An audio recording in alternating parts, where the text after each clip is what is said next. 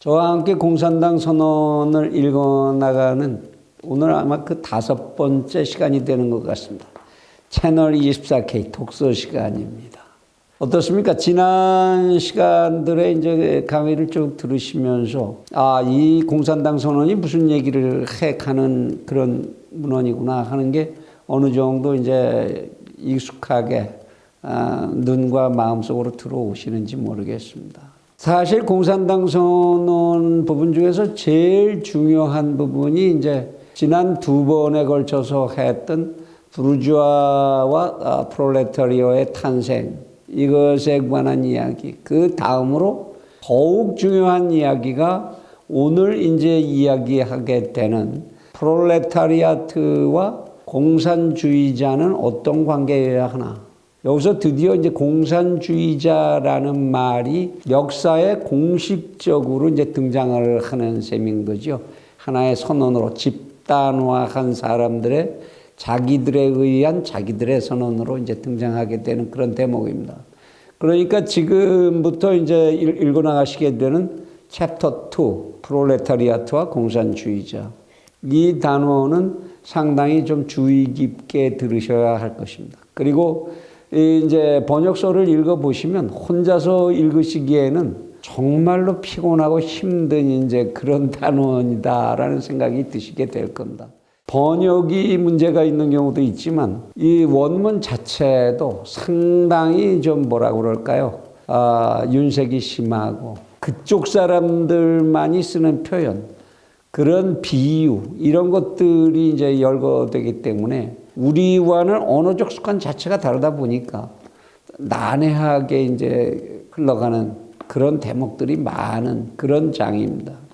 그래서 저하고 한번 이 장을 읽고 나셔야 아하 그런 얘기였어 이렇게 정리가 되실 수 있을 거라고 봅니다. 그래서 이 단어는 한 챕터지만 3번에 나누어서 강의를 해 나가도록 하겠습니다.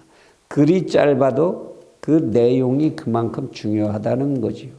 우선 이 챕터 3에서 이야기하고자 하는 이 이야기의 핵심은 결국은 우리 공산주의자들이라고 하는 사람들의 정체성은 뭐냐? 그 정체성을 우리 스스로도 확고하게 해야 하고 이것을 대외적으로도 확고하게 좀 알게 표현할 필요가 있다. 그런 필요에 의해서 자신들의 정체성 확립을 위한 주장을 전개한 그런 단락입니다. 그래서 제일 처음부터 요점으로 이제 등장하는 게 공산주의자란 무엇인가 하는 얘기를 합니다. 이 문헌에 나온 얘기를 그대로 우선 보면 그럼 여기서 우리들은 공산주의자라고 자칭하는 우리들을 말하는 거죠. 우리들은 기존의 여러 이제 프롤레타리아트의 이익을 대변한다는 이제 정당들이 많이 명멸했었는데 유럽에서 우리는 약자의 대변인이야, 우리는 무산계급의 대변인이야, 뭐 이런 그런 정당들 비슷한 조직들이 이제 많이 활동을 했었는데 그들이 보여온 입장과 다음과 같은 면에서 분명히 다르다고 해서 2가지의 차이를 명백히 선언을 합니다. 첫째가 우리는 이제 기존에 전개되었던 한 나라 안에서의 프롤레타리아트의 투쟁, 이거하고는 근본적으로 다르다. 우리는 전 세계의 프롤레타리아트의 공동이익을 위해서 투쟁하는 그런 사람들이다. 공산주의자라는 것은. 물론 이 뒤에 왜 그래야 하느냐 하는 얘기가 이제 나오지만 프롤레타리아트라는 계급은 전 세계적으로 동일하다고 얘기해야 논리적인 힘이 생기죠. 역사적 필연성에 의해서 오늘과 같은 부르주아지와 프롤레타리아트의 계급 투쟁이 형성됐고 그것은 전 세계적으로 일반화할 수 있는 개념일 때에 그 논리적 정합성이 힘을 갖게 된다는 거죠. 그래서 마르크스와 엥겔스가 얘기하는 공산주의자들은 세계의 프롤레타리아트를 통합시키는 것을 그 목표로 합니다. 그래서 첫 번째 이런 선언을 분명히 하는 거죠. 그러니까 우리 투쟁의 물리적, 지리적 범위는 한 국가가 아니라 전 세계다라는 거예요. 두 번째, 우리는 부르주아지와 노동계급의 투쟁에 어느 발전 단계에 있어서나 뭐 초기적 발전 단계, 중기적 최종적으로 프롤레타리아트 독재가 완성되는 단계까지라도 운동 전체의 이익을 대변하는 사람들이다. 요 시기에는 요 계층과 요 집단만을 이제 대변한다거나 또는 이 시기에 가서는 전체를 우리가 전부 대변한다거나 그 이익을 옹호한다거나 우리의 논리가 그게 아니다라는 거예요. 우리는 초지일관하게 부르주아지와 프롤레타리아트의 투쟁, 그 혁명이 진행되는 전 단계에 있어서 프롤레타리아트의 이익을 대변하는 그런 사람들이다라는 선언입니다. 그리고 이제 우리는 어떤 사람들이냐, 이거를 이제 부연을 하는데요.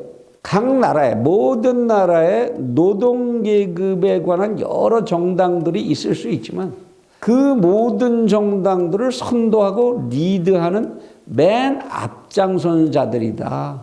그러니까 무슨 얘기입니까? 각국의 여러 가지 다양한 어떤 형태의 노동자들 계급을 대변하는 정당이나 조직이 있다 하더라도 우리의 논리에 종속되어야 한다. 이런 얘기죠, 사실상.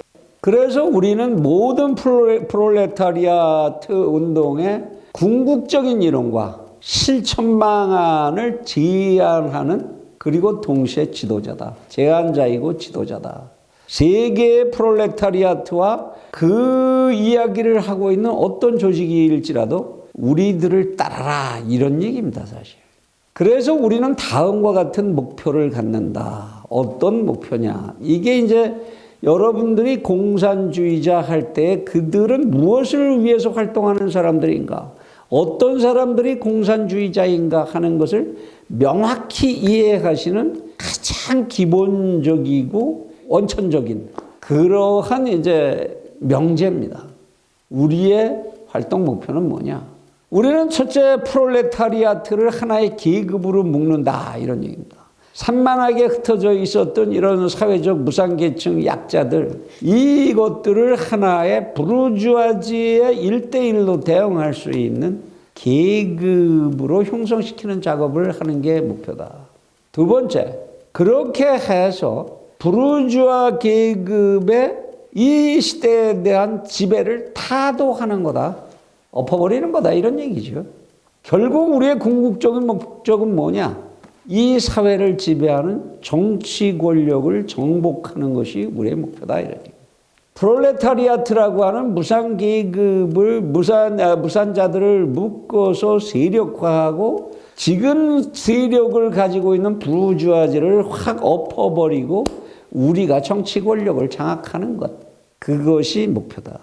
이러한 목표를 갖는 사람들이 공산주의자라는 사실을 아셔야 합니다.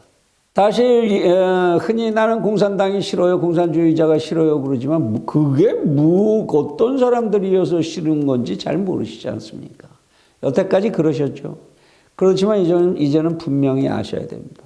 당신들의 이런 목표와 활동 계획 난 그게 싫다. 싫으면 그렇게 말씀하셔야 하는 거지요.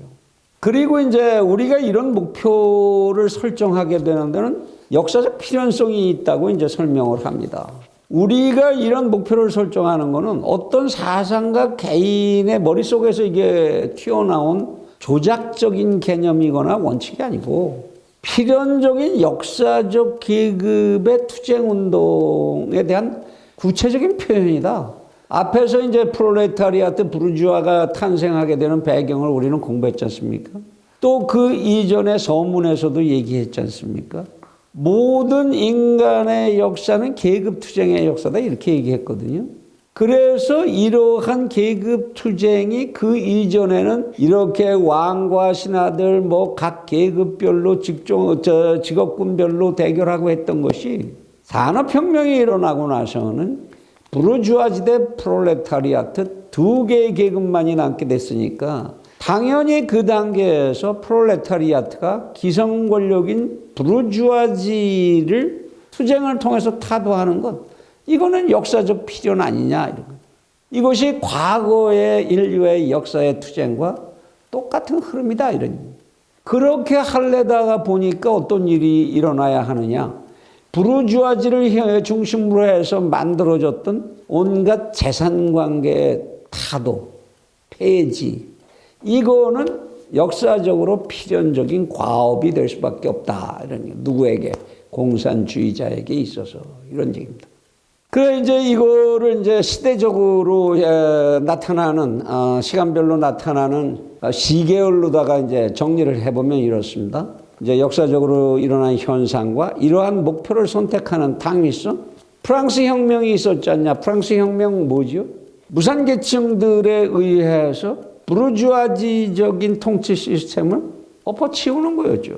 그리고 그 가치관을 자유와 평등이라는 개념으로 바꿔놓는 거였죠.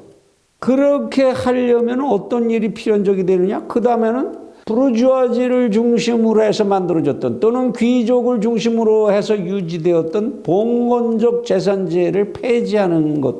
이건 당연한 역사적 당위를 갖는다. 이런.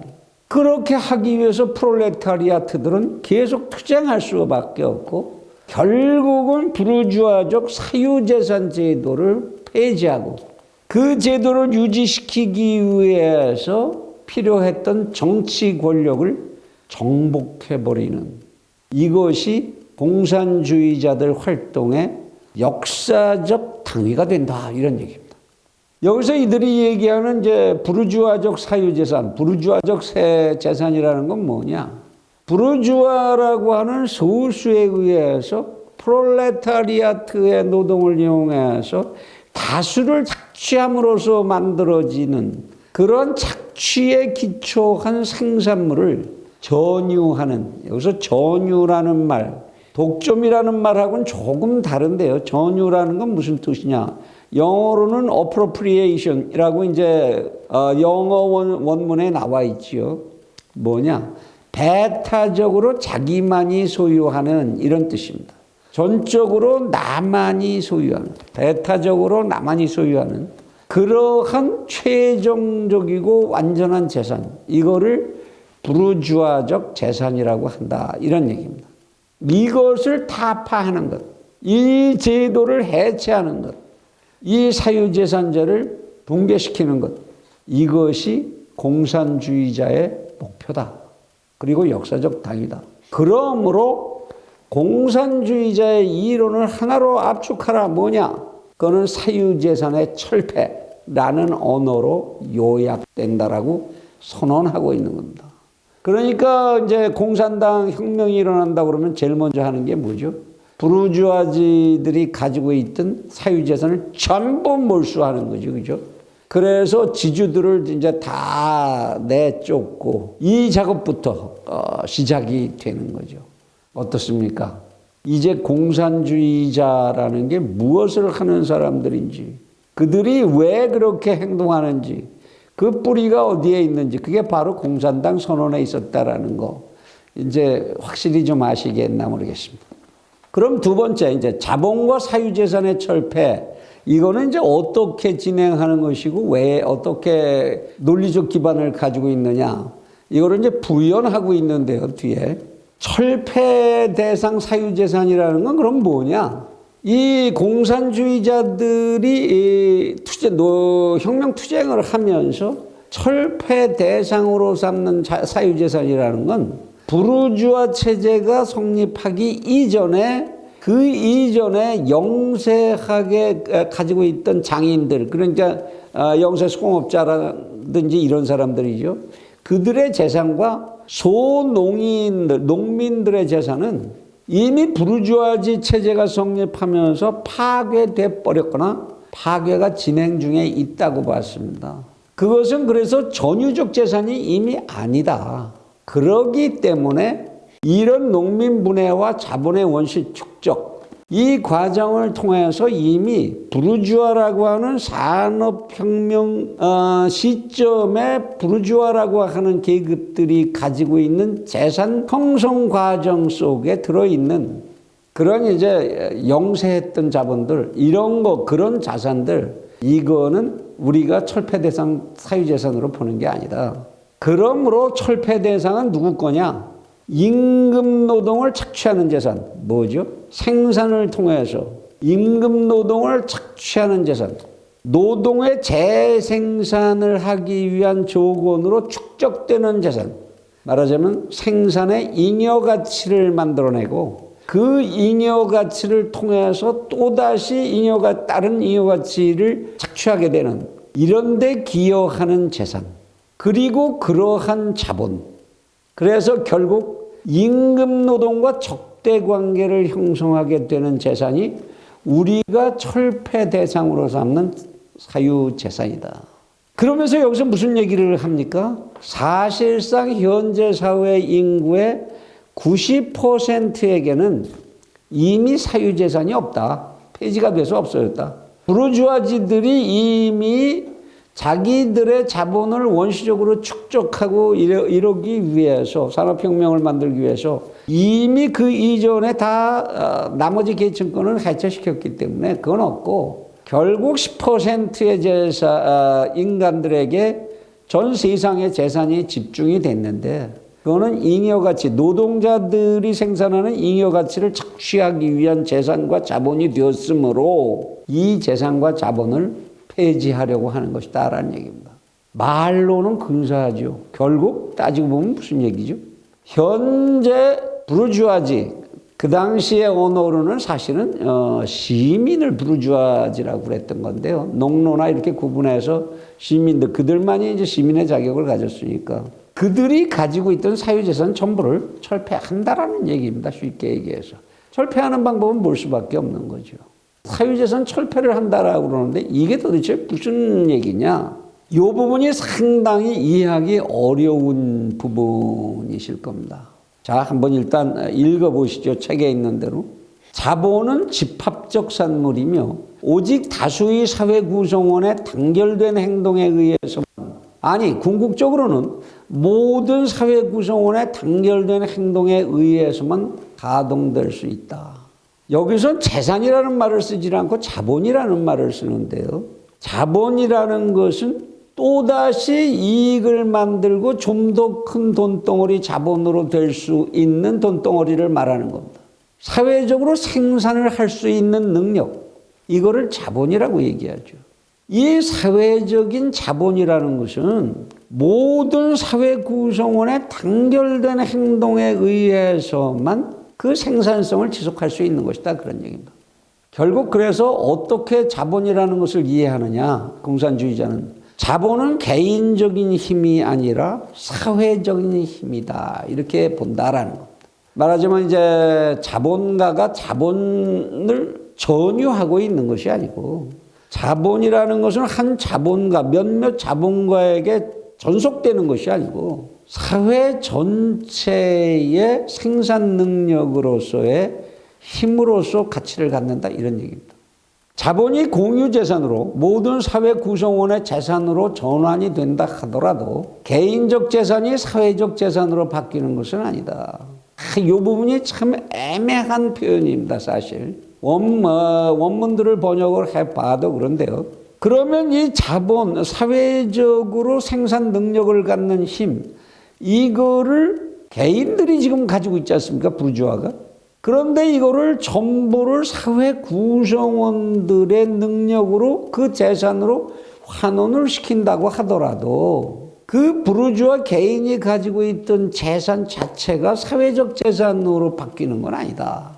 그 뒤를 읽어보십시오. 바뀌는 것은 오직 재산의 사회적 성격뿐이다. 재산이 그 계급적 성격을 잃을 뿐이다. 말하자면 이 공장의 이 기계가 김아무개라는 자본가 거다. 그렇게 표현되었을 때에 부르주아지적 경제에서는 이 자본은 그 자본가의 잉여가치를 계속적으로 생산하기 위한 수단으로만 움직여야 하지만, 공산주의자들에 의해서 이 재산의 사유재산 제도가 폐지되면 어떻게 되느냐? 그 공장 기계의 등록은 김아무개 것으로 되어 있다고 하더라도 이것은 사회 전체가 무엇을 이 기계가 만들어낼 것이냐, 언제 만들어낼 것이냐, 그것을 전부 결정함으로 해서 사회적 생산물을 만들어내게 된다. 누구를 위한 잉여가치를 재생산하기 위한 기계가 아닌 기계가 되어버린다, 이런 얘기입니다. 명목은 누구 것이든 상관이 없다, 그런 얘기입니다. 국가 것으로 꼭 해야 되는 것도 아니고 오로지 그 재산의 움직임과 운영이 사회 공동의 목표를 위해서 프롤레타리아트 전체 이익을 위해서 움직여지면 되는 것뿐이다. 그 사유재산의 계급적 성격이 그와 같이 바뀌는 것뿐이다. 이런 얘기를 합니다. 사실 그래서 이제 해설로 토를 달아놨다면요. 이 이야기를 어떻게 해석해야 되느냐. 사회적으로 형성된 자본은 사회 구성원 전부의 힘이어야 한다라는 말은 무슨 말이냐. 부르주아지가 독점적으로 지배하는 재산을 사회화한다라는 얘기가 되고 이것은 재산을 빼앗거나 그 재산을 파괴해서 없애거나 그런 게 아니고 재산 자체의 성격만을 바꾼다라는 얘기입니다. 어떤 성격? 그 기계가 생산하던 가치의 그 성격이 자본가에게 귀속되는 가치가 아니라 사회 전체에 귀속되는 가치가 된다는 성격이 전환된다. 그러면 노동 착취라는 문제가 사라진다는 얘기입니다. 사실 이 이야기는 아마도 그 당시에 이제 처음부터 부르주아들이 가진 재산을 모두 빼앗아 버리겠다. 이렇게 해버리면 그 재산 그럼 누가 가져가야 되느냐? 뺏은 재산은. 이 문제에 그냥 부딪히게 될 것이고 결국 그것은 너희들 혁명을 주도한 너희들 것을 만들려고 하는 것이 아니냐라는 반발에 부딪히기 쉽습니다. 그래서 그 재산을 빼앗되 현실적인 지배 형식, 말하자면 소유권을 누구 것으로 할 것이냐는 결정을 유보한 표현이라고 이해하는 것이 옳다라는 생각입니다. 아마도 이거는 그 시점에서 그런 토를 달아서 아주 명확하게 못을 박아서 저항을, 혁명 투쟁에 대한 저항을 일으킬 필요가 없다고 판단했거나 아니면 그로 인한 논란을 회피하는 데 목적이 있었을지도 모르겠다. 이 부분에 대해서는. 결국 이제 나중에 그래서 러시아 혁명 같은 데서 보면 이제 그 재산권이 어떻게 됩니까? 국가 소유, 공산당 소유로 바뀌는 거죠.